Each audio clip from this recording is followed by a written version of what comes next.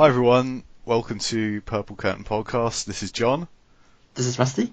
I'm sorry it's been so long since the last episode. I was ill for quite a lot of January, and then in the beginning of February I was trying to catch up with all the things that I should have done in January, and so it's been quite a long time since the last episode now. Mm-hmm. We're sorry about that, but there's only two of us, so if one of us is missing, there's not really a lot. There's not really a lot that's going to be happening. So I hope you've been better than I was during January, Rusty. How have you been?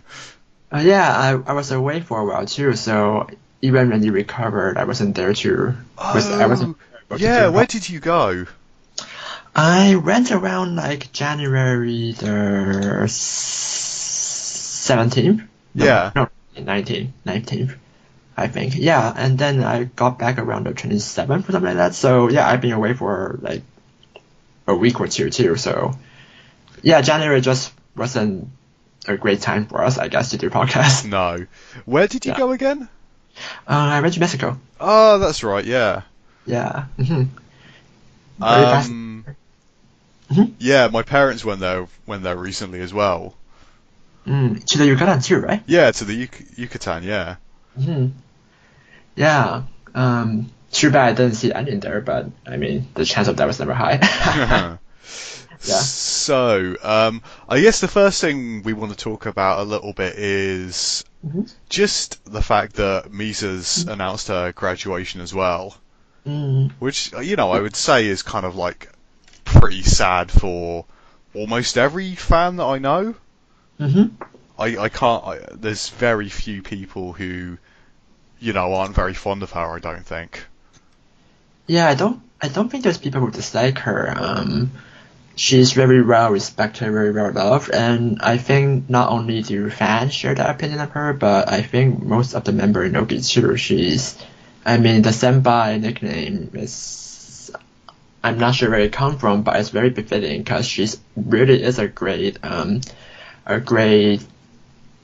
senpai really in the group. She take care of her kohai, she take care of not only second gen, third gen, but I have no doubt that she's also very caring for fourth gen. And in fact, not long after she announced her graduation, Mitsuki wrote her a decently long obame talking about how great she is and how she actually cares for Virgin and taught them things. And like I think what she actually said was that she taught them how to be loved, something like that. So yeah, it's can tell that she's very well beloved and very well respected by everyone, really.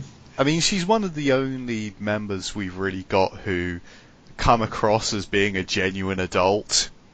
Because people like Mai-chun is older than her, but she's such a dorky person that I kind of can't really see her as being an adult in the same way that Misa is, even though she was actually sort of like out there in the world doing a real job and looking after herself.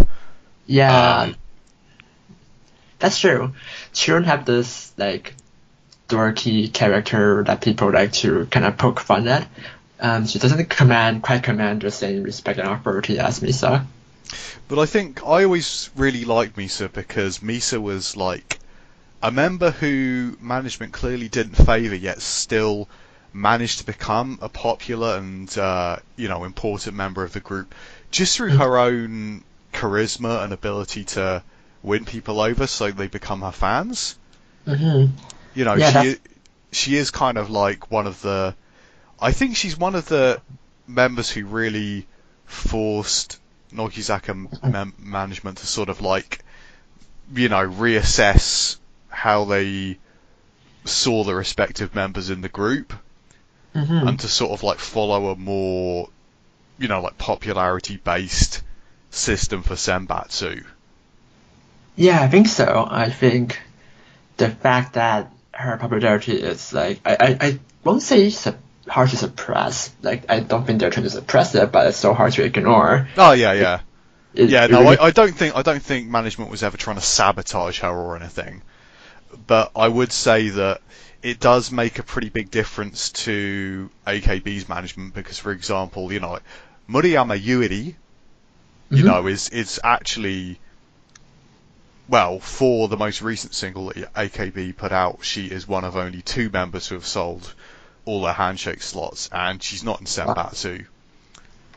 So, if members like Misa don't exist in Nogizaka, I think it's, I think Nogizaka management would be quite tempted to just do the same thing that AKB do, and just, genuinely leave out the most popular members of the group because they don't fit in with whatever it is that they want. But anyway, I mean, it's been quite circuitous, but, what I'm basically trying to say is that, Misa was one of the Nogizaka members who, through sheer weight of popularity, kind of, forced Nogizaka to adapt a more, I don't know, it's not even that it's a fair system, but it's, it's a system that's more in touch with what fans want, I think. Yeah, I think it's fairer because prior to that, they just push who they want, right? Yeah. Regardless of reception and regardless of popularity, regardless of everything, really, they just push who they want. And yeah, I think the fact that people like Misa, I think they're more elder members were not favored, maybe just because they were more adult-like, and I think maybe early on management like to have more youthful member in the front. I'm not too sure exactly what, but that's the impression I got. And I think Misa being one of their older member with such a popularity that cannot be ignored, and same with Maya and same with their Gosanka, really. Yeah, that really forced management to adjust their strategy. And yeah, I think it had a big impact. I also always found it astonishing, really, how management been so petty about her. Like, even though in the end she did end up being put into Senbatsu, she do have some job here and there, but it's still very obvious that management don't favor her. I mentioned a while ago that people discover whenever Misa made it to the cover of a magazine, for example, it's on radio show or just any activity whatsoever, management don't put those news on the Nogizaka official site. Yeah. And yeah, it's just so petty, and it's really like why would you do that? She's a popular member that contributes to the sales of the profit of their company, and she's well loved and respected by everyone inside the group. So it just seems so like it's so mysterious why they dislike her that much. Yeah, it is. I mean, so it's kind of like, basically, I think, as well as losing one of the most popular and influential members, I think that Misa's graduation kind of represents the fact that we are now in probably the end phase of Nogizaka's first generation, I think. Yeah.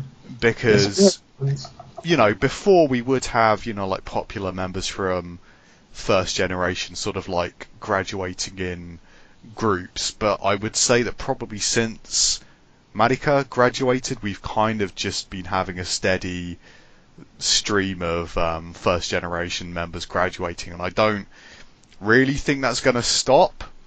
I think the very youngest, most popular members of first generation might stick around for several more years. So I'm thinking probably basically Asuka and Minami.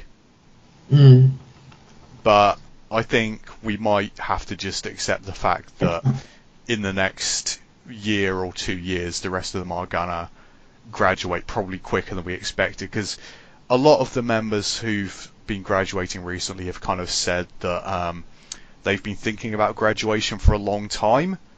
And it appears that basically what management has kind of done is they've kind of asked them to stick around long enough that third gen are popular enough to replace them.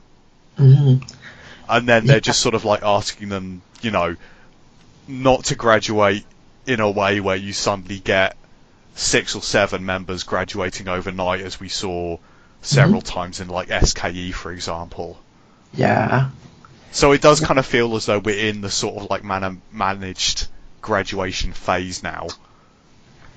Yeah, I think so. I think one of the way we can see how first gen is like slowly taking a step back and like the later gen are stepping up is through their fourth gen introduction actually, because when they were introducing fourth gen, like quite a few of them have Oshis that are not from first gen but actually from third gen. And I think that's a very interesting contrast with like second gen and third gen, or even like when Kayaki was first formed, because when these people were auditioned and they came in, their Oshis was mostly first gen Nogi. Yeah. But now, for the first time, we have a generation where their Oshis have a lot of third gen, not first gen anymore. Which I think, that leads on to this week's episode, because this week we're talking about fourth gens. So we're kind of talking about, who Nogizaka is basically going to be in the future, like literally. Yeah. So, recently Nogichu introduced all of the fourth gens over the course of 3 episodes. So basically, our early impressions on what fourth gen are going to be like came from those episodes, because I actually didn't really get a chance to watch the showrooms very often. I mean, it's like I think I watched like 5 or 6 of Tamara Mayu's ones, but she was the only member, basically because I didn't know whether members were going to end up in Nogizaka or Kayahizaka, or what's now Hinatazaka. So I didn't want to get too personally like attached to any one specific member who I then would sort of probably not end up following. Yeah, that makes sense.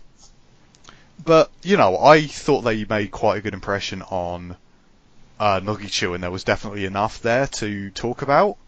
The first thing is, I think a few people know that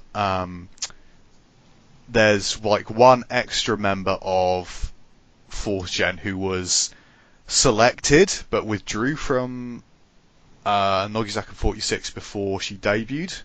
I don't know anything about this member at all. I wish I could sort of like give people some information, but I really don't know anything, unfortunately. Yeah, I don't really know enough about her either. Maybe I can dig out her name or her audition number, but yeah, there's not a lot of info about her. And it happens to every gen pretty much. Like we all know in first gen there was 3 member that never made it to debut, including one that was supposed to be center. Yeah. And like in Kayaki, Nedru then was supposed to be a first gen, but then her parents stopped her, and somehow she ended up back there. But this kind of thing happened where maybe school pressure or parental pressure or whatever other reason kind of forced some time for some people who made it to the audition to not actually debut. But yeah, whatever happened, this person never made it, and yeah, I guess it's something that will remain a mystery to us. But we're going to talk about the first gens sorry, not the first gens, what am I talking about? We're going to talk about the 4th gens in the order in which they appear. So the first person we're actually going to talk about is Semiya Rei, because Rei started crying within about like a minute and a half of the beginning of the first episode. So she's not the first member introduced, but she's like the first member that we got to see, and it's like, Momoko is like the obvious touch point here, because not only did Momoko cry in pretty much every single thing she appeared in for about 3 months, she started crying when Rei cried because she felt sympathy for her. But most importantly, Rei loves Momoko. Yeah. That was very interesting that you first see her and the first impression reminds you of Momoko, and it turned out she loved Momoko too, and she seems to really, really like her too. So it's not just like a casual thing. She's like one of those 4th gen that is like a Nogi Rota that really like members. And it's just interesting to see the similarity and the parallel between Momoko and Rei. And it's like, one of the best things about it is, she says that she went to see Momoko at Handshake, and they asked Momoko, like, do you remember her? And she's like, no. Yeah. Like, absolutely no attempt to sort of, like, fake recognition whatsoever. Yeah, it's kind of refreshing how honest Momoko is being about it. But yeah, you would think you would like pretend a bit, but nah, Momoko is just like, nope, I don't remember it. Another similarity between Ray and Momoko is that they both seem to live pretty rural, like in a really rural situation. Like, Yeah, I'm not sure whether I'm not sure whether they sort of specifically say where she lives, but she says it takes her an hour to get to school. Yeah. Every day. And that's a long way. Yeah. And she lived in Saitama, so you would think Saitama is a bit more urban, but apparently she lived in maybe a more outlying region of Saitama. Yeah. And yeah, like she mentioned, I think she mentioned their train station is pretty far away too, or something. So it take a long walk to go to school, it take a long walk to take the train. So yeah, she lived in a pretty distant situation. It's kind of like how Momoko needs to take their moped to go to school too. Yeah. And it's like, it's also funny because Ray is one of the two girls who lived in America for quite a long time. Yeah. She lived in San Francisco, so it's kind of like, that's a really big change. It seems as though she lived in San Francisco for about 4 or 5 years. Yeah. So she can kind of, well, she speaks English on the show, and I kind of get the impression that it seems as though she probably spoke fluent English when she lived there, but she hasn't spoken English at all since she left. Yeah. Because her syntax is kind of slightly weird and off. Yeah, she used some funny wording, and it's definitely less fluent compared to the other English speaker. Yeah. Because it's funny because she spoke English, like, she said that she spoke more English than Yuri, who's the other girl who can also speak English. But she actually seemed less confident with it, interestingly enough. Yeah, I guess she's just a less confident person in general. Like, she's kind of like Momoko in that sense, like nervous easily. But I think her English is just simply not as fluent as Kitagawa as well. But it's interesting though, because she does seem quite shy, but as I understand it, Ray is actually one of the more popular members at Handshake already. Like, I think I've seen that written down somewhere. That's interesting. Yeah, I should take a look at that. I haven't got a clue who's more popular relative to who yet. I think that might actually not be individual though. I think that might be national Handshake. So I think it's actually people looking at her line rather than, like any kind of data being available. Yeah, that makes sense. I don't think they have individual handshakes out yet, so that's the only way to look at things. I think they also have like a 4th gen introduction event, so that's something to look at as well. But also, this is apparently a girl who eats 10 oranges a day. And it's like mikan, like Japanese oranges are a bit smaller, but like we've got another weirdo for the group, which is always a pleasant thing to think about. Because we love our strange girls in the group. Yeah. She's definitely very peculiar, I guess. Like, beside her English, beside the fact that she's very, very similar to Momoko in like being easy to cry and being kind of ball of nerves. But like she also, one of the other things she does during introduction is she does some gymnastics, which is quite, like it's sort of like makes me think that she might be like a very strong performer in the future, which is good. Yeah, she did quite a few acrobatic, like including backflip and like high jump, I think. Because Ray is kind of like one of the members who's already appeared in like magazine shoots and things. So I think she might be one of the members that management wants to push. So if she's a good performer, that's definitely for the best. And also she called Himura gross, which sort of wins her some instant points from me. So like she like I kind of think that she wasn't like one of the members who I was like really into straight away, but I liked her, and I think there's a lot of potential there. I agree. I think beside Ray, there was also another member that did like gymnastic, and it complemented well with her acrobatic skill. And if management desire to utilize it, those two can do some very interesting thing in choreography for what might be fourth gen song, just like third gen songs. Yeah. So the next member that's introduced is Kaki Haruka. Kaki Haruka. Yes. Yeah. She's the one that... Was she the one that talked with Matsumura in Osaka Ben? Yeah, that's right. Well, sort of Osaka Ben. Like, yeah, I really liked her. She's got a really cute smile. She's really energetic, and you can sort of tell that she's into the group because she's a Mizuki fan. And I think, Mizuki is one of those members who you would probably only know if you were a fan of the group. And I liked it when she was speaking in Kansai Ben with Matsun, because Kaki's Kansai Ben is like non-existent basically. Yeah. And it's like she still sort of like goes along with Matsun. It's kind of like she wants to make something of it. So I thought that was like a good positive thing. And then she speaks in Tochigi Ben, which is her actual accent, I think. Yeah, it's interesting how we see her trying to pull off some conversation with Matsun in Osaka Ben, so they're already trying to train them in being able to bring out joke points. What I also thought was interesting is that she's really good at drawing. She draws some manga style arts, and it's been a long while since Nogi have like genuine artists, not like ikujan artists joining.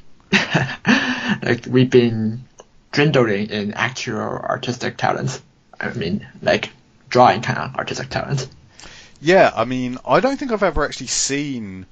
I've seen like Nanase sketch things, but not sure I've ever actually seen Nanase like draw something from scratch and then the sort of eventual product you get at the end of that. So I kind of feel like I can't compare them, but I feel like she's in the same kind of bracket when it comes to drawing skill. And I also thought it was quite interesting that she drew pictures which make me kind of think that she probably draws Ero manga, but it's just not something she showed on screen. So I wonder possible scandal risk there. I don't know. I mean, it wouldn't surprise me. I mean, in Japan, it feels like a lot of people are interested in that kind of stuff. Or I do kind of feel that she like those BL thing, because one of the draw with the two guys. I mean, she said it isn't that way, but that's the feeling that struck me. Like it's BL kind of. Which, I mean, there's a long idol tradition of that as well. I mean, for example, Yamamoto Sayaka, one of the most famous idols of recent years, a very big BL fan. Quite a kind of disgusting BL fan, actually. Really? I don't know about that. Yeah, no, she is. She definitely is.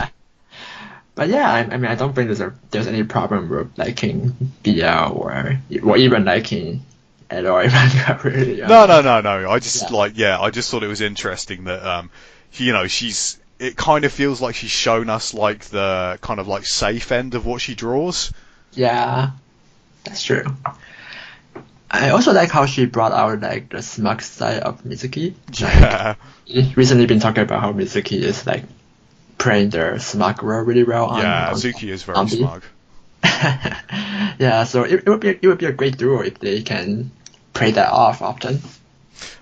But again, she got extra points because she sort of like she drew like a photo, she drew like a picture of her and Zuki and Shitara and Himura was a villain, so again extra points for that. Yeah. Mm-hmm. I really liked her actually. I think she was one of my favourite members that we've seen so far from 4th Gen. Yeah, I think that's fair. She's very, very interesting, and she's Onoki Rota, so that's a nice bonus. Yeah. I just really like her energy. I think it's really like fun to watch. Mm-hmm. Should we move on to the next then? Yeah. So next member who came out was Shibata Yuna. Introduced by Kaz. Kind of took over and just sort of like talked about like name fortune telling for about 5 minutes. Yeah. Beside that, she's also like beside Ray during the acrobatic earlier. She was the one that did the gymnastic. Yeah, she also produced some really, really impressive gymnastics. And kind of like, again, it sort of makes you think that like here's somebody who has like a lot of potential when it comes to performances. Mm-hmm. Yeah, she did a ribbon and it looked really nice. And I always thought it would be cool if Nogi can incorporate these special skills into their choreography. And right now in 4th Gen, they have 2 members that can do stuff like that. I think another member did ballet for like a long time too. So if they want to get creative, there's the opportunity here. I mean, it's kind of like I think Yuna was like a little bit less. Seemed like more nervous than Kaki did. Yeah, like I kind of think she's kind of like she seems quite benign though, and one of the things that kind of like I've learned from Nogizaka is that the calmer members quite often, it's kind of like hard to tell what they're like until a bit later, but then some of them, I end up really liking for like Nanase or Mai Mai, and it's kind of maybe that's what she's going to be like. Yeah, she does give off that kind of timid but calm but likable feel. I personally quite like Shibata. She was one of the members that left a good impression on me when I watched her 3 episodes. Because like one of the things that I like is kind of like Kaz and Ki-chan sort of like play up the fact that she's supposed to be really good under pressure, and then they give her like a test where she's supposed to like drop some chopsticks into like this plastic bottle, and she keeps screwing it up, but she just sort of like, it's kind of like Kaz and Ki-chan have to do like the penalty game in her place and eat. Is it coriander they're eating? Yeah, and I think Ki-chan was eating parsley. Yeah. So they have to sort of like gulp down this stuff they absolutely hate, and she doesn't really look like she's feeling bad about it.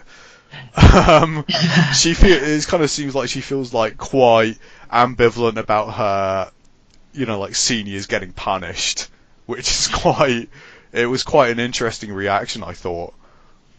Yeah, maybe like mildly guilty, but she doesn't feel too bad. Yeah, I guess maybe they're expecting it to happen anyway because they're going to do it for the lab, so like it's all going according to Keikaku. So good job. Yeah, she was cute, and she seemed to she sort of like seems that she's quite like at the very least like a very pleasant personality. So I look forward to seeing more of her.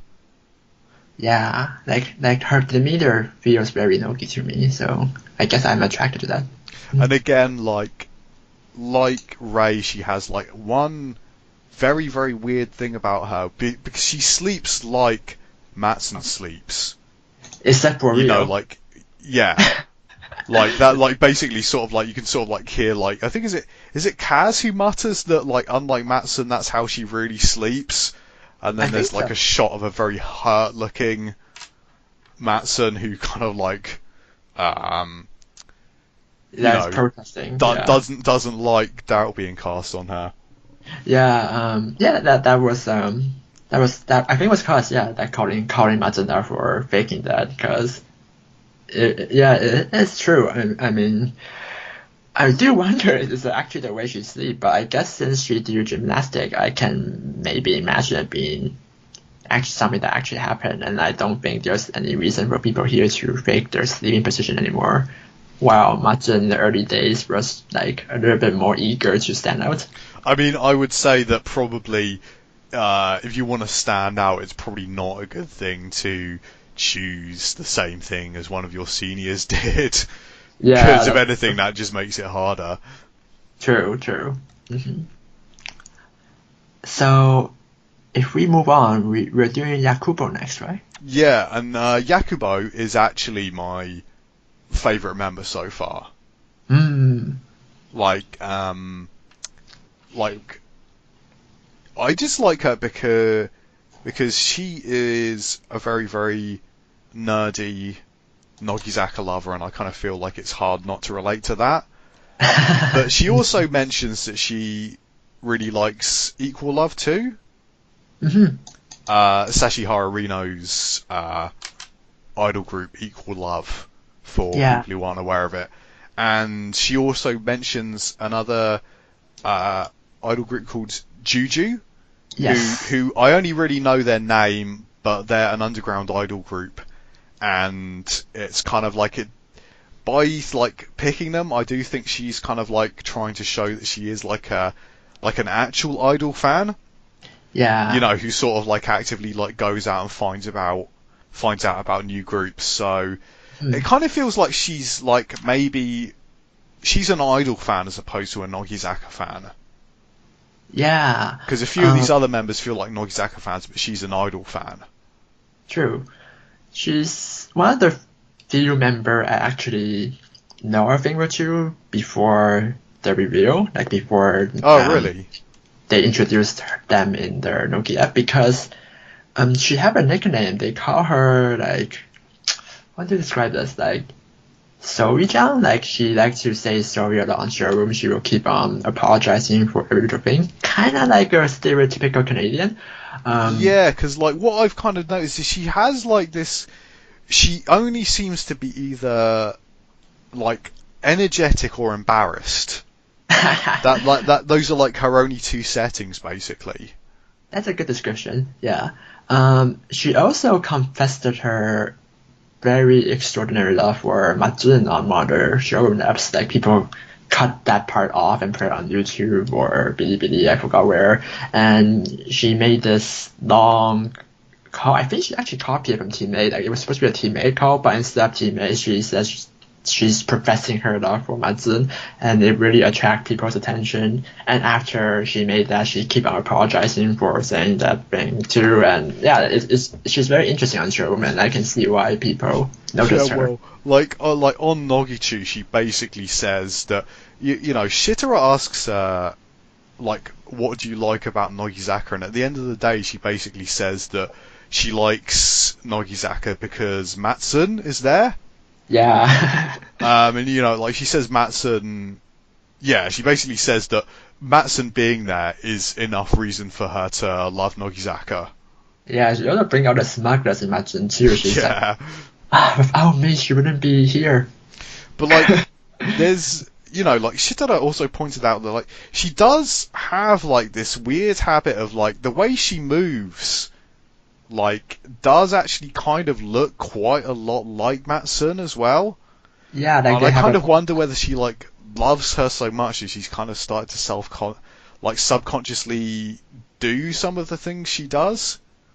Yeah, I wonder it's either that or they are attractive to their idol because there are similarity between them and their Yeah. idol.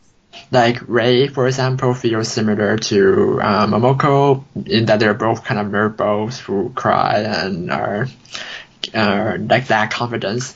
I wonder whether Yakubo like Matsun because their similarity or Yakubo come to imitate Matsun's habit Hmm. of having hand movement when she talk. And I also kind of noticed it's just like a little thing, but I kind of noticed that her smile kind of looks quite a lot like Yoda and Kazumin's. You know, like the way the sort of corners turn down,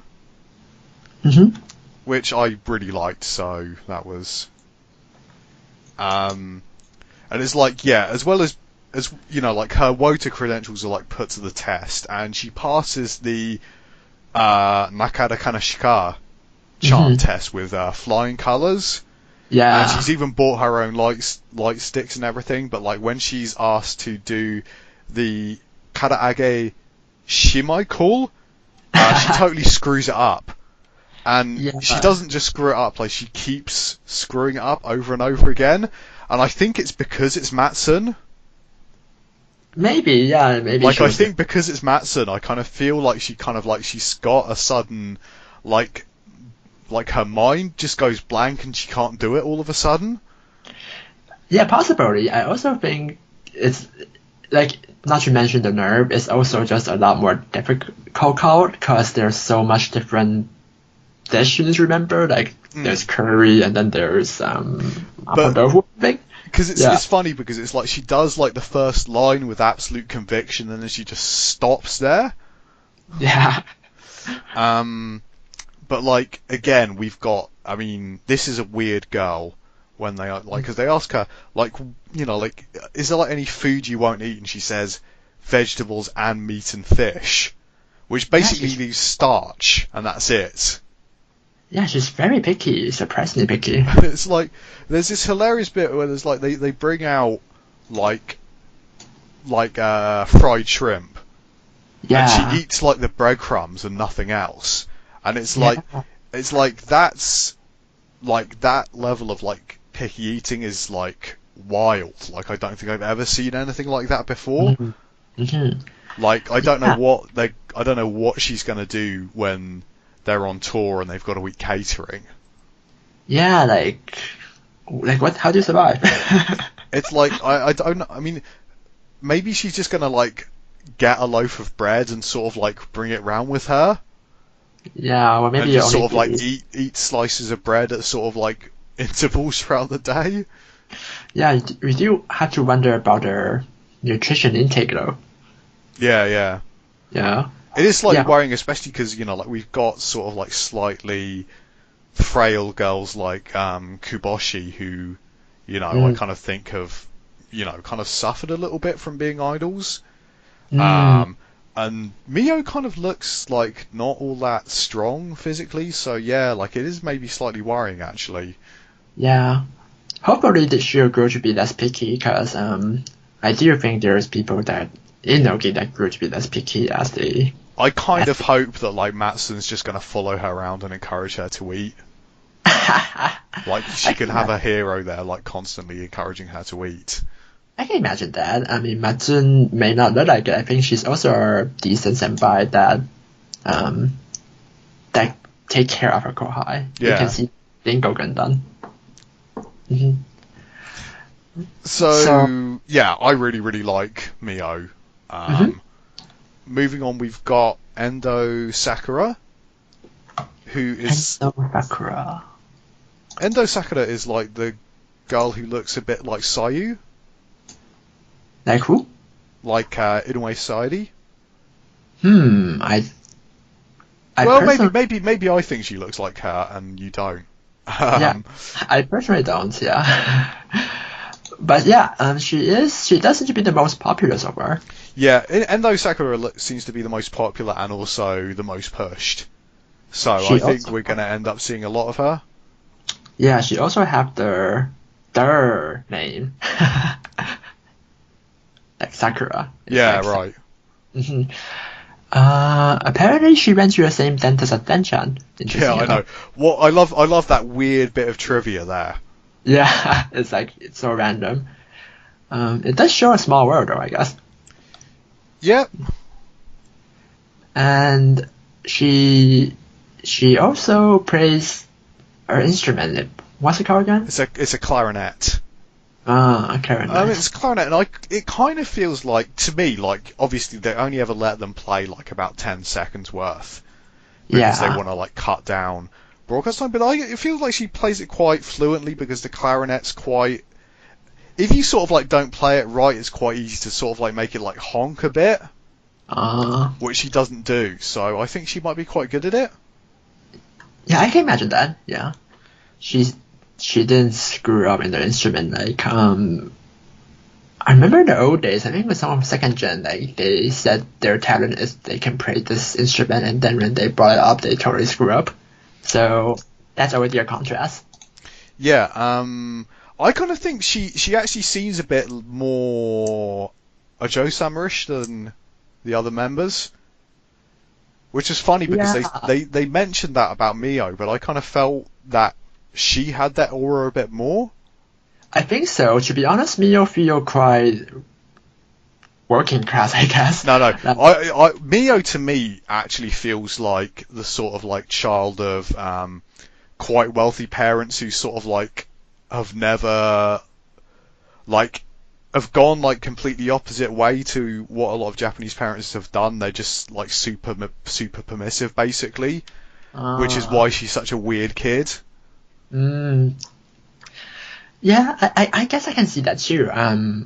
I just basing on gut feeling, I feel like Mio doesn't feel particularly high in like their income scale to me. Mm. If I want to like based on my feeling, I feel like Sakura and Rei and Kitagawa and who's the one that played the other instruments? The Madeline. Like The Mandolin, was that Yuri? Yeah, like it was Yuri who played the mandolin. oh really? Yeah, like these member feels a bit more in their upper income scale because they have time to go learn these instrument and just a general feeling I get from their demeanor, I guess. Yeah, well, Maybe. it's interesting because there's 2 points. Like her parents own a soba shop. Yeah, Now, if you, I mean, like, there's people who own shops who aren't particularly rich because they basically spent their entire life like paying off yeah. the sort of like cost of like buying the shop basically. But Mhm. if you sort of like own a shop and it does really good business, you can end up being quite rich. And the other thing I noticed is she doesn't say she works in her parents' shop, which That's true. usually when you sort of like go to sort of like family owned shops, you know, Hmm. usually sort of like teenage children will be working in them. That's true. That's true. And based on what I read elsewhere, like I think she also knows swimming, table tennis in addition to the clarinets. So Yeah, so it does kind of feel like her parents are doing pretty well with their shop, doesn't it? yeah, yeah. Interestingly, it seems like her Oshi is Ikujan. So even Is it? Yeah, yeah, because it doesn't come up, but yeah. Hmm. well, you It's true. know, if you're a sort of a Joe Sama type and you want to be an idol, I think Ika-chan is the Ika-chan, or you know, if you want to go left field, Sagai Yuka, but you want to sort of like aim to be one of those two, don't you? True. It's too bad Ikujan wasn't there where she can go and profess her admiration for her Yeah, and can be smug like Mitsuki. yeah, because Oh. Smug Ika-chan has a very good face. Yes, and it's a long tradition. So yeah, like I like Sakura. She's not my favourite, but I Hmm. think we're going to be seeing her a lot, and I kind of feel quite happy to see her quite a lot, I guess. Hmm. Yeah. Um. So moving on, we've got Tsutsui Ayame, who Mhm. is now the youngest member of Nogizaka. She's displaced Rentan. Yeah. Funny enough, Lantan still feels younger when it comes to demeanor, because Ayame is like very, very calm, very, very Yeah, Ayame seems quite sort of like calm and grown up, which I kind of think is going to start. I kind of hope that we can get some kind of dynamic there because um, she kind of it's weird though because in a way she kind of feels more like a mature kid, whereas like or like she feels more like a kid you'd expect to find in the real world, whereas Rentan kind of feels a little bit like the kid you get in a TV series, who's like basically there to give the adults a hard time about stuff. I think Lantan's interesting. I mean, she's a very like when it comes to interaction with other members, she can be very bratty. But when push comes to shove, when it comes to performance stuff, I think she can be pretty grown up and mature actually. Like I remember. I mean, it kind of like the one thing that comes to mind is like when they were going to do Kohaku. Like all the other members are just sort of like really quite upset about the fact that she can't be there. But Yeah. you sort of like see like Rentan sort of like walking through the corridor and sort of like she meets Reika, who's kind of like very upset that she can't perform with them, but she just sort of like says, "I'm going home now. I'm going to tape it and watch it later." And that's just what she says. You know what I mean? It's kind of like she just sort of like doesn't seem broken up about the fact that she can't do it. Yeah. But she still wants to sort of like watch the rest of them. Like so, yeah. Like Rentan has weird moments of maturity, doesn't she? Yeah, I think actually Ayame and Rentan have an interesting contrast. Like for Ayame, she seems calm and mature, but I don't think that necessarily means she's going to be reliable necessarily when push comes to shove and there's like a situation where they need to organize and stuff. Yeah. I remember Rentan on the other hand, I think it was the last episode of Noki Bingo something, and I forgot what number it is, like 11 or 12 or something, when they focus on Virgin, and in the last episode, they need to perform something, and because they put them in a rather high pressure situation, a lot of people were feeling quite pressured and weren't really doing their best, I guess. But I remember the younger folks like Denton and Lydia were able to sort of actually more calmly and more efficiently compared to someone like Momoko. Yeah, because I kind of think that Rentan's confidence is also why she's kind of like a bit of a jerk to everyone around her as well. But I also kind of think it's quite funny though, is you can also kind of see up close, the people introducing her are Mayan and Yoda. And Mayan spoils her terribly because she's now the youngest. But like Yoda, you can also kind of like see is like 4 years older than this girl, but she's like still completely hapless when she's got to do something unexpected. Yeah. Like she like keeps like fucking up she keeps screwing up all the cues and stuff. Yeah. Yeah, and it's quite a contrast compared to this person standing beside that's all calm and undisturbed, I guess. So that's quite interesting. Ayame gave me strong Kotoko vibe, and yeah, that's true. Like they're both kind of calm and not overly emotive. You know what I mean? Yeah.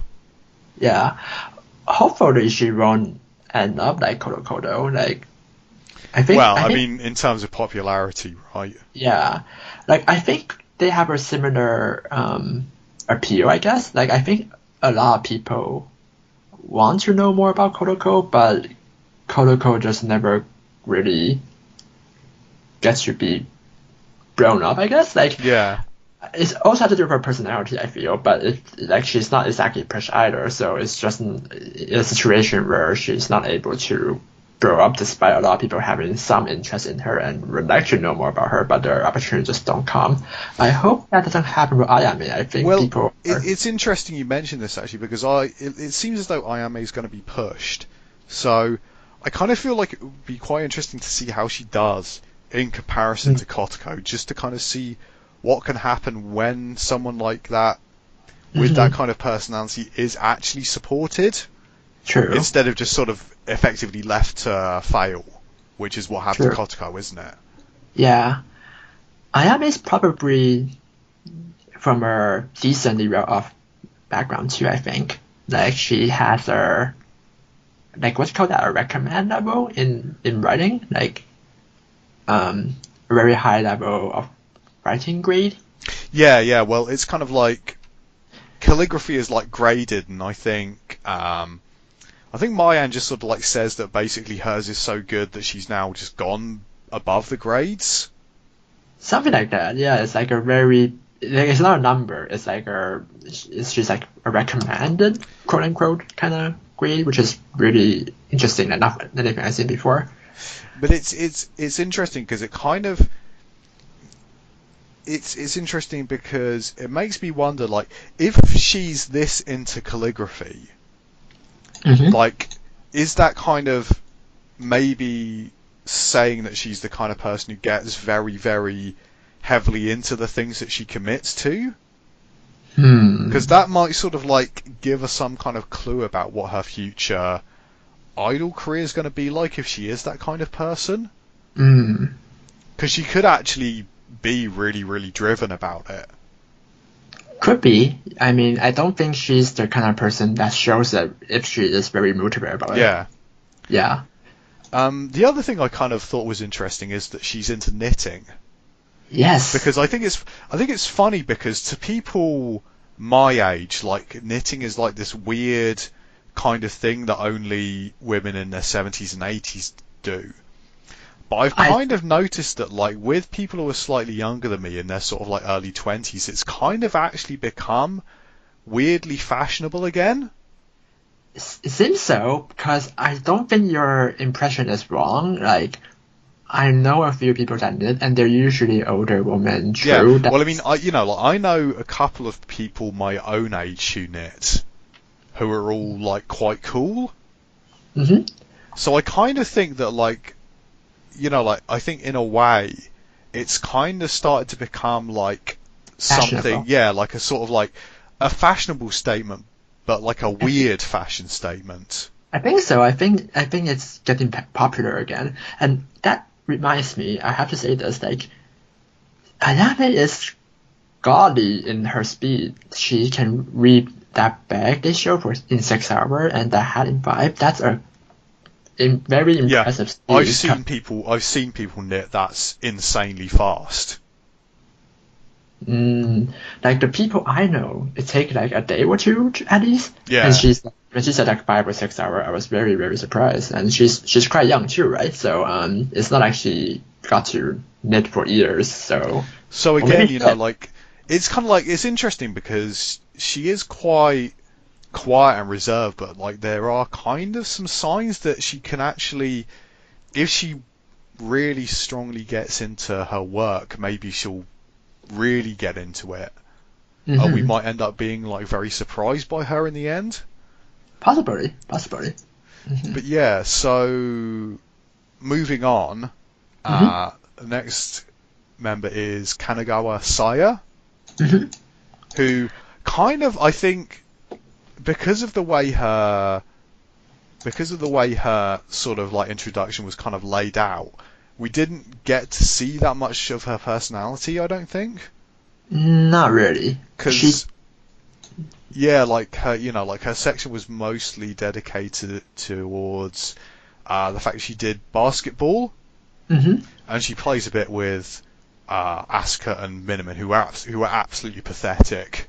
And Miniman in particular should be very embarrassed because she's like one of the tallest members. She just kind of just stands there and lets Saya dribble around her, and then say she was kind of like going to rely on her senior Asuka, which is like the worst idea imaginable. Yeah, well, maybe they're trying to show us how good Saya is, so they purposely take it easy on her. But yeah, I guess, she did let the ball down. And another thing about Saya is very interesting is that she's not only a basketball girl, but she's a basketball girl from Hokkaido. And when I'm not sure it's only me, but I feel like when I hear that just reminds me of someone. Do you know what I mean? I think I'm going to let you say it. Yeah, it reminds me of Nanamin, because Nanamin is also a Hokkaido girl who played basketball, and we're very into it, and apparently Saya's very into it, and it's a kind of a interesting similarity. And also, yeah. The one thing I kind of like, because they do that, and then they get her to sort of like do like tongue twisters, which, like, she's actually terrible at. And it's kind of like the way she kind of talks when she's got to talk a bit faster kind of reminds me of Harupi.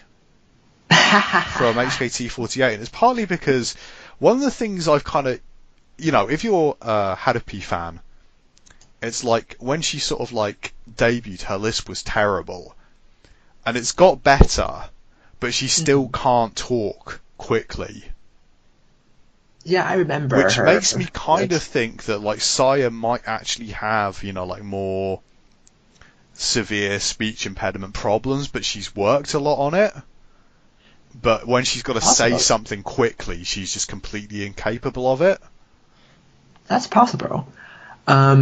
She another thing that stands out, not necessarily like in a good way, is that her teeth is kind of a mess. Yeah, she's Japanese, isn't she? She's very Japanese. I mean, I don't want to slag people's teeth off because I'm British, so my teeth are Well, all I'm going to say is they're not rotten. They're not rotten. But everything else about them is pretty bad. Yeah, I've still got all of them, but I've less. Yeah, I mean, I was wondering, does that affect her speech? Because I feel like she's the only one that teeth stand out in a bad way. It might be like there are cases where like the tongue sort of like is incapable of moving properly because teeth are misaligned. Yeah. That would come up on specific sounds. I don't really know what they would be in Japanese. Yeah, so if that's the case, then doing Nogi Dental would not only be good for the aesthetic, but also be good for communication. So yeah, it's nice if everyone can speak freely, isn't it? Yeah. So yeah, that's Kanagawa, I guess. Yeah, I mean, like again, like because of the way it was laid out, I kind of feel like she didn't have that much of an impact. But True. like again, like another sort of like member who seems really really nice. So if a member seems really nice, I'm always happy to have them on board. True.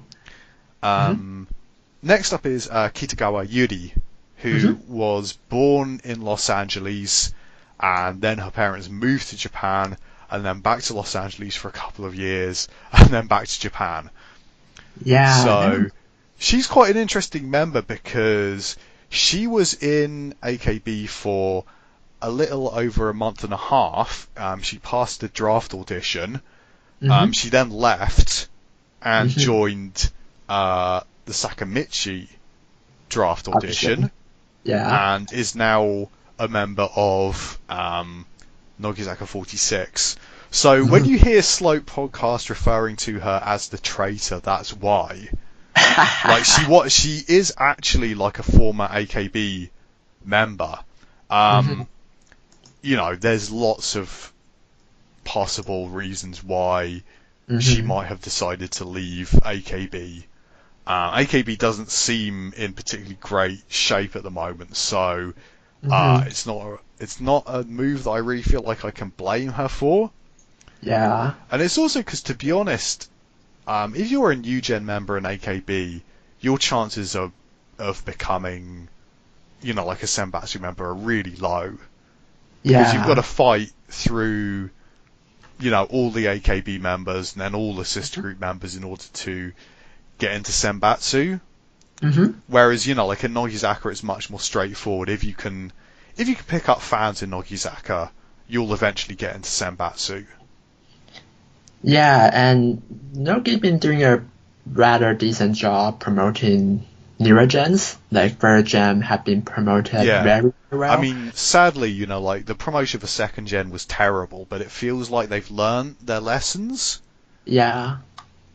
So if I'm Kitagawa Yuri and I'm looking at things in terms of prospect, I don't think it's unreasonable at all to abandon their AKB ship and jump to the greener pasture in Sakamichi. She's already actually been a member of Nogizaka longer than she was a member of AKB. Yeah, like already. She really wasn't there for long. Yeah, she's pretty cool, I think. She's the one that played the mandolin. Yeah.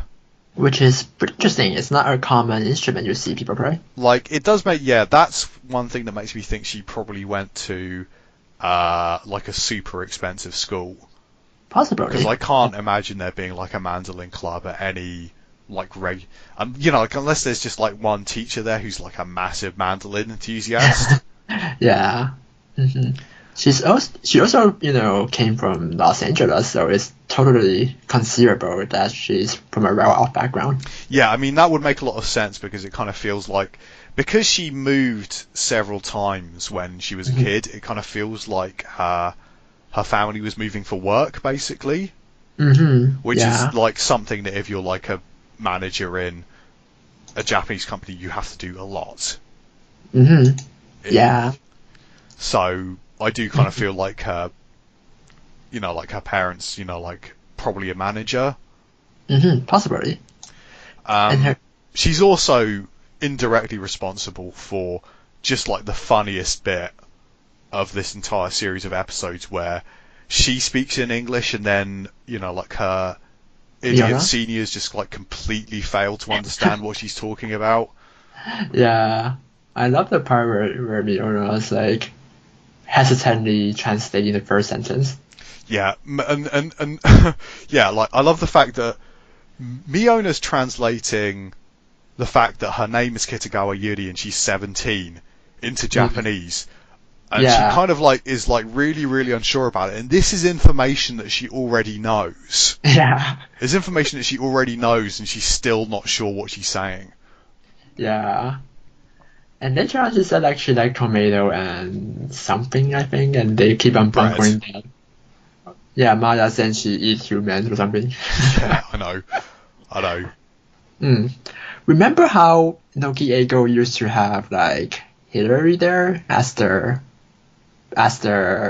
fluent English speaker? Yeah. Maybe Nagawa can fill that role now if they want to. Yeah, because I kind of think that's quite a good idea because it is quite nice that they've got someone there who kind of like knows how badly they're failing.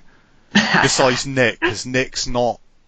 I mean, I know that like Nick sometimes just acknowledges the fact that he can understand everything they're saying, but he's not supposed to. Kind of like his role kind of, demands that he's supposed to pretend that he doesn't understand.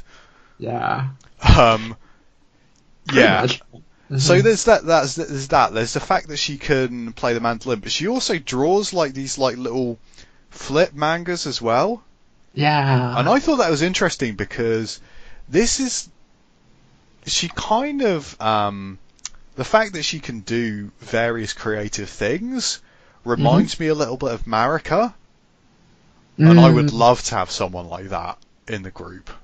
Yeah, that'd be great. It's there haven't been anyone quite like Monica since Monica, really. Yeah.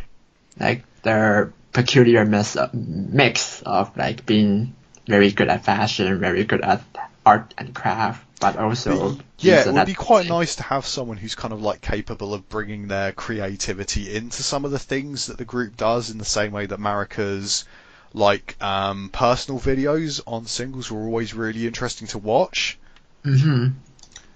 That's true. So I guess, I mean, partly what I'm saying is I want Marika back, but would it be wonderful? We can hope, can't we? Yeah, it would be wonderful if they like actually compile all those bonus video songs into like an album one day. Like. Yeah, I hope that Sony is willing to play ball about that. That would be really, really good. Like that's the kind of thing that actually I think if they put out on like Blu-ray, quite often sort of like idol DVDs are like overpriced, but that kind of feels like something that people probably would pay quite a lot of money for. Yeah, I don't get why they haven't done that. Like, it's such a no-brainer thing in my opinion, to do. Like, it's like the song's already there, and I assume they have some copyright over it. Like, copyright, I don't imagine would be an issue. So, oh well, we can complain about management all day. Yeah. So next member is Tamura Mayu. The working class though. Yep, she is. She's. I mean, I noticed her like instantly because she's the oldest member, and she's the prettiest member. But like I was kind of hoping that there would be more to her, and she really delivered. So she, like along with Kaki and Mio, she's like makes up the last of like my three favourite members so far. Mm-hmm. Although actually she's probably my second favourite member, not my third. But yeah, she's super dumb. Like it's kind of like she sort of like goes up against Maya in a quiz. And failed. Yeah, and she's beaten by Maya. Yeah. I just want that I just want to sort of like bring this up because there's one of the question is what are the four prefectures of Shikoku? Mm-hmm. Now this is like a question that I can like imagine people getting wrong, but she gives two answers. Like the first answer she gives is Kanagawa. Like it's like she's from Saitama, right? Mm-hmm. Next to Saitama is Tokyo, and next to Tokyo is Kanagawa. Like, Yeah. this prefecture is kind of like about like 30 minutes away from her on the train. Like, it's actually insane that she doesn't know where it is. And then, to make things worse, she gives the answer of Kumagaya. And Kumagaya is a town in Saitama. It's a town in the prefecture she comes from.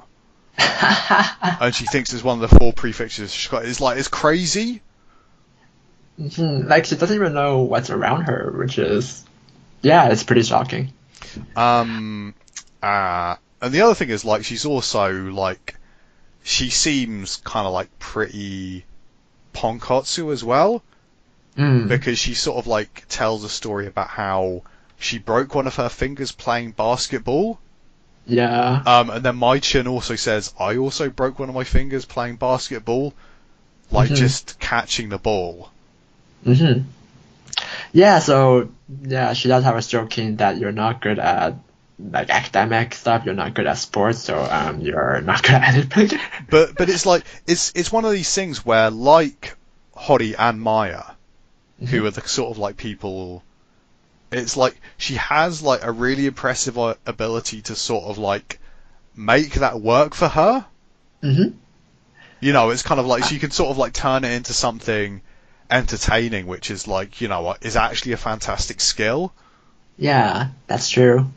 Like, being funny isn't easy, and you can be very smart, you can be very athletic, but that doesn't make you funny. Yeah, it's really not easy. Yeah, so she being able to do that is a great asset. And it's interesting how she's like relative to the other people who have some of these, like have all these, have the opportunity to learn all these things, like their mandolin, like the other fruits, like all these instruments, whether in streaming or ballet. She feels very, like from a very down to earth background. And well, she's done.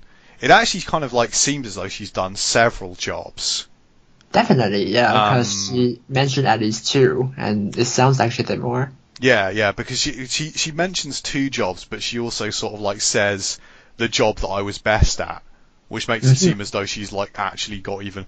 I mean, the two she mentions is like firstly she mentions working at Denny's, because Mai-chin also worked in Denny's, which might be why she brings that one up in particular.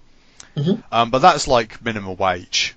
Yeah. And kind of like she actually seems like hilariously bad at it, but it might just be because she's kind of like trying to like play it up. Yeah. But well, like Himura comes in as like a fake customer and she just like cracks up laughing like instantaneously. Yeah. Well, it could be just Himura's face, I guess. Yeah, it could just be his face. Yeah. But it's interesting though because the second job that she mentions doing is working in a factory making like keychains. Yeah. And she's really, really good at it. Yeah. Like so really, really fast. Yeah, she mentioned making like 2,000-3,000 of those a day, I think. And I think it's interesting because you can actually see, you can kind of actually see from like the sort of surprise that all the other members show that like most of them have never come within like 1,000,000 miles of doing that kind of work. Yeah. So it contrasts their background again, I guess. Like, it shows you that she really comes from her background where she needs to go do spider work, where other member got the opportunity to go and learn all these other stuff instead.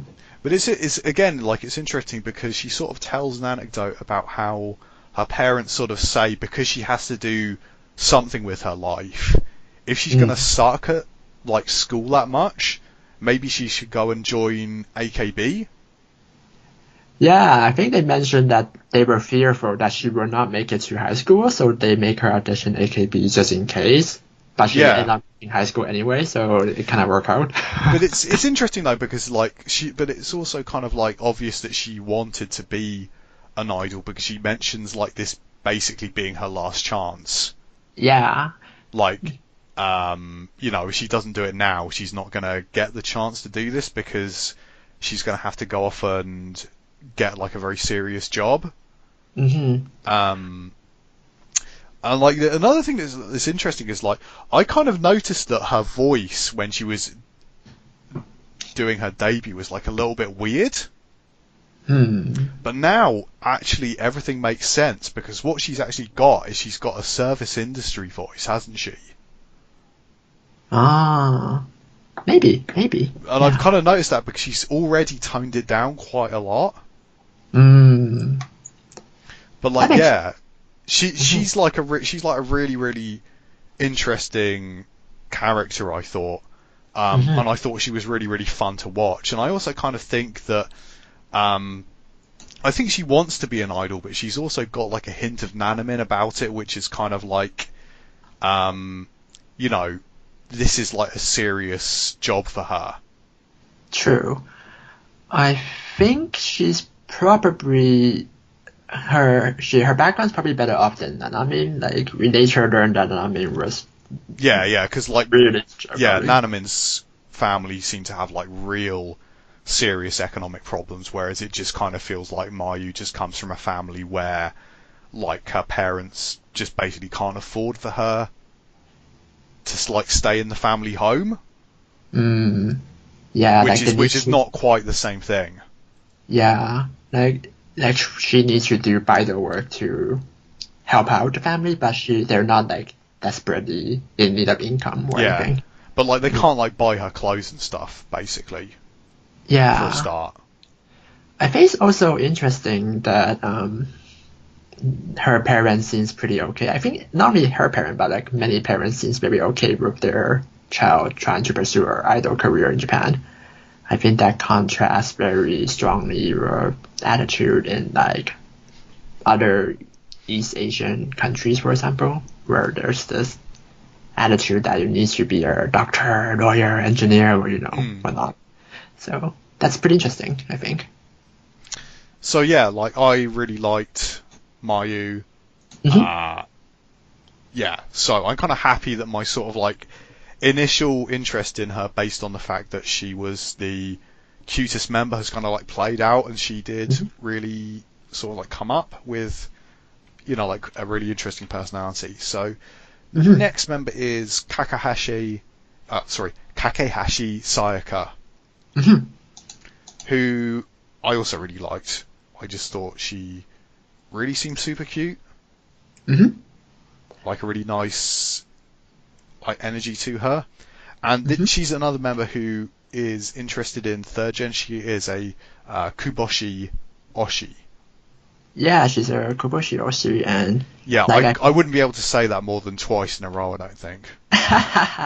We will need to get Umezawa to come and say everything again. She's also the one that played guitar, if I recall correctly. Yeah, and I kind of thought, we didn't get to see her do it for very long, but I think she's like, her hand movement's quite fluid. I think she might actually be quite a good guitar player. Yeah, I think so. And did she? No, she didn't get to sing much, did she? No. No. Yeah. Was Kuboshi the one singing? I don't quite recall. God, I watched this like no more than a couple of hours ago, and I can't even remember.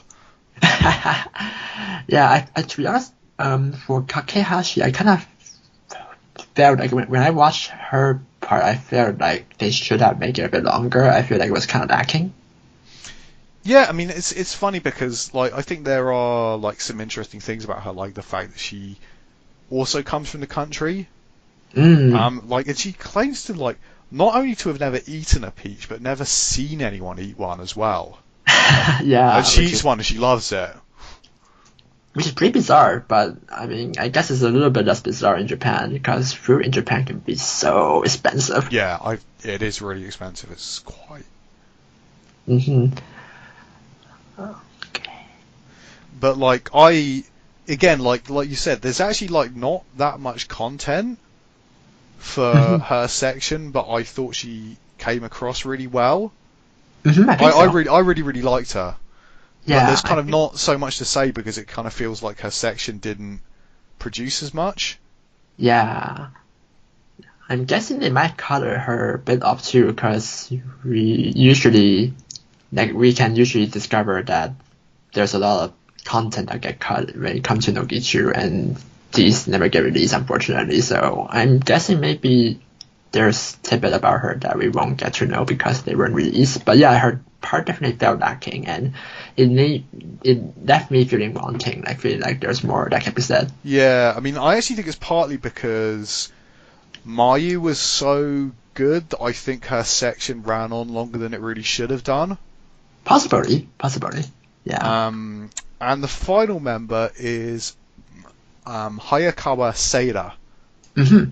who, like, I kind of like hadn't seen anyone talking about her at all. But Interesting. yeah, like she's just like Mayu, I kind of think has got like the prettiest face, but she I think was a very close second. Like she kind of reminds me quite a lot of like Iorin, you know, like Mm-hmm. sort of like quite like tall and dark and sort of like the very high cheekbones.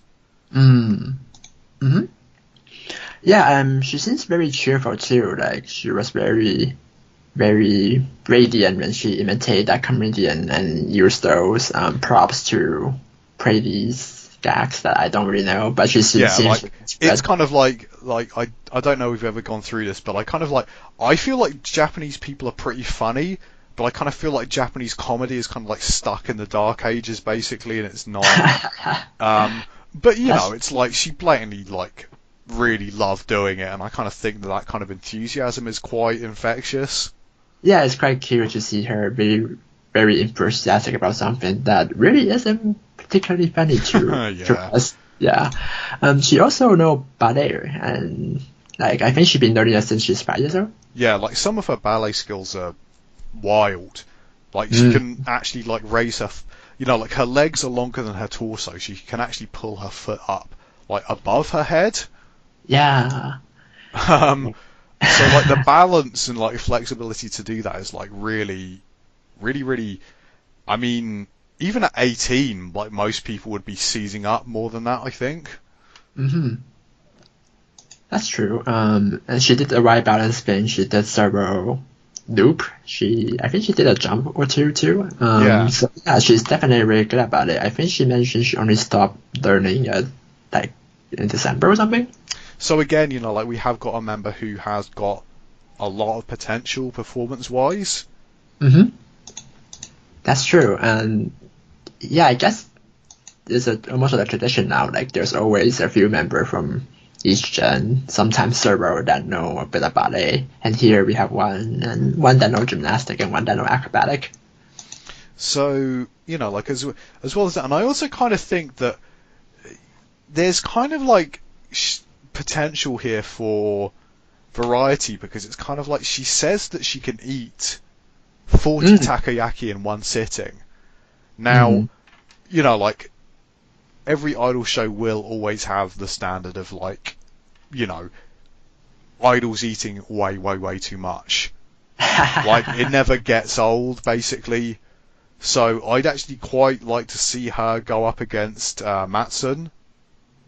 hmm Yeah, Mastering was like being really weird and saying she can only eat six when that's clearly not the case. So yeah, I can Well, definitely you know, see. it's like Matsun actually kind of seems like not a big eater overall, except when it comes to rice. Mm. It's like it's the rice that Matson always goes like crazy over and sort of eats far too much of. I can see that being true. Regardless, I remember Nogi did do a eating contest a long time ago when Ikujiang foolishly decided to challenge Ma Zhen for the title and got defeated, obviously. And they could do that again, especially since, you have a new member who claim they can eat a lot too. Actually, my favourite is the one where they sort of, had to eat the, super spicy noodles. And it sort of, got to the point where there was, actually more spice in the bowl of noodle and sort of, you can just see everyone suffering horribly. Yeah, you can almost see their fire coming out of their mouth. And Ika-chan was particularly impressive on that episode. Yes, her I think her whole lip was burning. You can kind of feel that. I think she said it had gone numb. Mm-hmm. So yeah, that's 4th gen. Mm-hmm. Obviously it's very, very early days, but, there's a couple of them that I'm already, very fond of. Mm-hmm. And I kind of think that, maybe they're not quite as immediately arresting as 3rd gen were, but I definitely think there's a lot of potential there. Some sort of, interesting, some potentially, interesting personalities and some, members who kind of feel like they might have the potential to go on and be notable idols, beyond Nogizaka 46. So yeah, I'm enthusiastic about these members and I'd like to see more of them as soon as possible, I guess, really. Yeah, I agree. I think they aren't as immediately attention grabbing as Virgin, but they are a very decent crop. And one thing I would say is I think they are on average younger than 3rd gen were when they started. That's because apart from Seda and Mayu, who are 18 and 20, they're all between 17 and 14 years old. Yeah, and I'm pretty sure that there were more 18 and 19-year-olds in 3rd gen, yeah. I think so.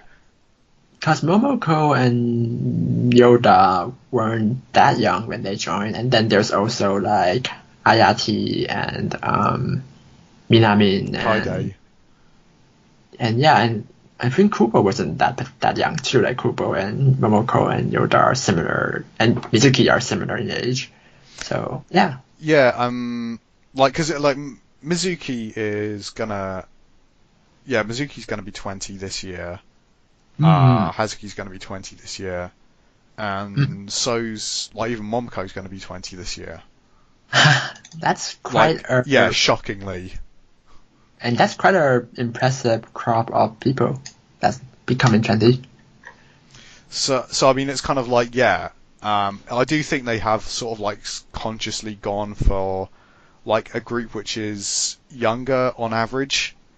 Basically, because I think that 3rd gen were closer to being the sort of finished idol, basically. So I kind of think they've sort of more self-consciously tried to pick members they think have potential. Possibly, especially since I think there's only 1/3 of Virgin left. True third have graduated. So yeah, because basically you would expect 4th gen to be around for half a decade. That's true. That sounds about right. Yeah. Without any graduations, so Yeah, I don't see any of them graduating soon. Actually, I don't think no 3rd gen graduated yet, right? So no 3rd gen has graduated, and none of them really look like they might. Ayano maybe next year. Yeah, because she's a bit older than the rest, and she kind of doesn't seem to have had as much luck with being pushed. So, yeah, she doesn't have momentum. But even I can't see graduating this year. True. To be honest, Virgin's been remarkably well balanced in terms of how they're doing. I think the two members that are doing worse were Ayano and Denchan, but Denchan's doing great now, so Yeah. it's just, yeah. So, third gen as a whole is doing pretty stably. Like, some people are doing better than others, obviously, but in general, now they're not doing, except for Ayano, I guess, now they're not doing too badly.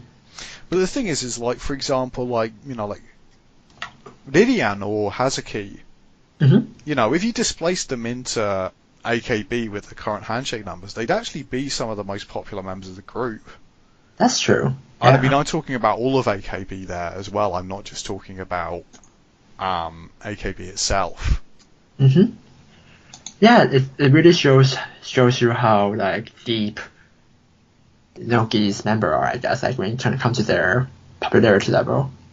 I mean, I think that there might be problems this year because there's quite a lot of people who are, say, like a fan of, like Manatsu, but they can't see Manatsu at handshakes, so they'll go and see, like, I don't know, they'll go and see Kuboshi instead. But if they're Manatsu Oshis, they might stop following the group when she graduates. Yeah, I can see that. So while a lot of people are quite fond of like new gen members, we might actually see popularity decreasing this year as older members graduate. But I honestly kind of look at third and fourth generation, and I think there's enough quality there to sort of like gain back popularity losses from that kind of thing. Yeah. I think that's also why sometimes they try to pair third gen with first gen. Like they always put like Yoda with Nanase before Nanase graduated, and they put Momoko with Mayang. Although nowadays it seems like Yoda's closer with Asuka. Yeah. But yeah, I think the idea is to, associate third gen member with popular first gen member. So if you're a first gen fan, you will also grow fond of particular third gen. Yeah. And so even if the first gen left, you will still be very fond of particular third gen enough that you will stick around. Yeah, I mean, it's like the same thing is happening with third gen and fourth gen, so I hope it works. Yeah, kind of peculiar they never did that with Misa. Misa would be, I imagine, wouldn't have been that hard to pair her with someone. But, well. Yeah, no, like, anyway, like, yeah, in conclusion, I'm very enthusiastic about fourth gen. I think you're not quite as enthusiastic as I am, but still, like, I think, positive, right? Yeah, I think that's a good way to describe it. And I find myself always less enthusiastic initially, and they just slowly grow on me, you know what I mean? Like, I don't think I was that enthusiastic about third gen either. I don't think I was that enthusiastic about second gen even back then, so I like them way more the longer I get to know them. So I'm pretty sure I would like fourth gen a lot more as time goes on. And I guess I'd also point out that while I'm kind of like being very enthusiastic about Nogizaka third and fourth gen, I am also quite lazy about learning about new idols in general. So it is quite a notable thing that I have learned these people as quickly as I have. Because I mean, I could already actually identify all of fourth gen by their photos. Whereas there's kind of like probably in SK or NMB now, like 3 or 4 generations where I can only identify a couple of members. Yeah, I think it's very helpful that you have a show that talk about each member. Yeah, it really helps.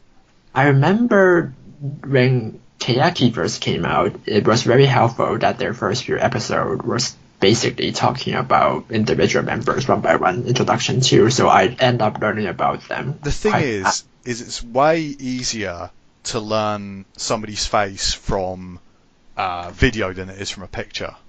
Yeah, indeed. It's way easier. And it helps that, interesting tidbit about them are being brought up, so you can find something to like about. But anyway, I hope that everyone listening is as enthusiastic about fourth gen as we are, and we all enjoy their future careers, because I'm looking forward to it. Mm-hmm. So Yeah.